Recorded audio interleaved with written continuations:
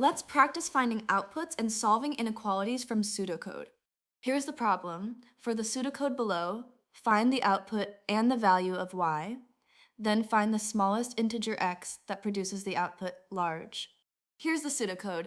X is set to 5, then y is set to 2 times x minus 3. If y is greater than 6, it outputs large, otherwise it outputs small. First, substitute x equals 5 into the expression for y.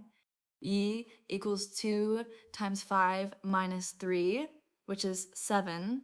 Check if y is greater than 6. 7 is greater than 6, so the condition is true and the output is large. Now find the smallest integer x such that the output is large. This means 2x minus 3 must be greater than 6. 2x minus 3 is greater than 6. Add 3 to both sides. 2x is greater than 9. Divide both sides by 2. X is greater than 4.5. The smallest integer greater than 4.5 is 5.